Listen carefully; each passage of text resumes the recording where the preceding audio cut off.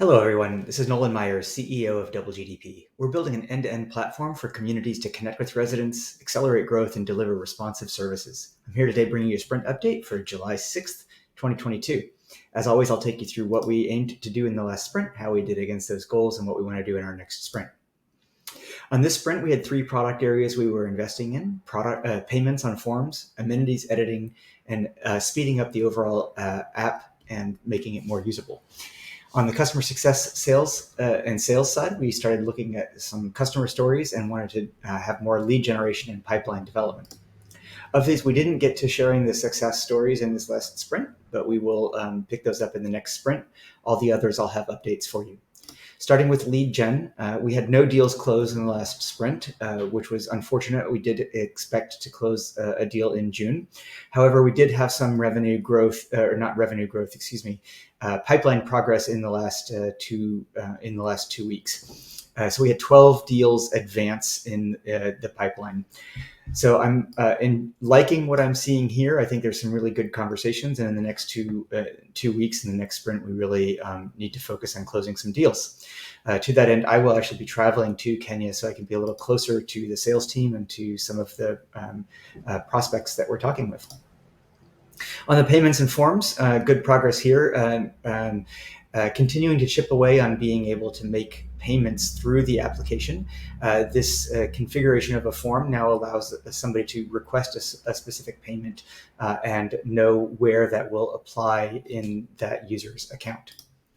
On the amenities, we rolled out amenities a couple of sprints ago, and now we have the ability to edit the descriptions and the properties of that amenity that you're booking. So if you want to book a tennis court, for instance, you can do that through the application.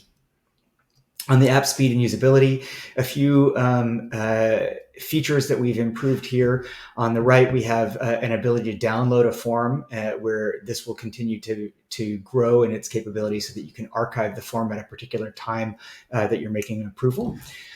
We have the ability on the CRM, I'll actually cover this on the next slide, and on the task configuration, the ability to prevent the tasks that are not subtasks.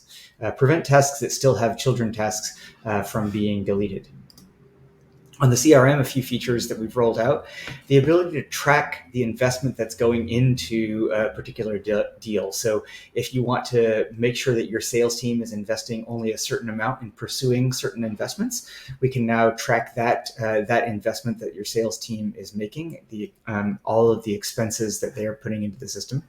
And we have now labels that track the division and whether the investment is on target per lead. And this can be tracked at both a scorecard or an individual detail level within the lead. On the marketing side, we now have new collateral that's rolled out, some data sheets on different features of the application, an ideal customer profile that we'll be using to talk about our sales process and train our sales team next week at a kickoff, and product pricing that's now public on our website instead of on the handbook. Next sprint will be, I'll be flying to Kenya to participate in our sales kickoff. And on the product side, we'll be looking at more forms editing capabilities, furthering of the amenities scheduling, and more updates on the CRM features. Furthermore, we do hope to close a couple of deals in the next sprint. So that will be some exciting updates, and we'll update you on revenue once we do that. Thanks, that's it for today. I look forward to seeing you in a couple of weeks.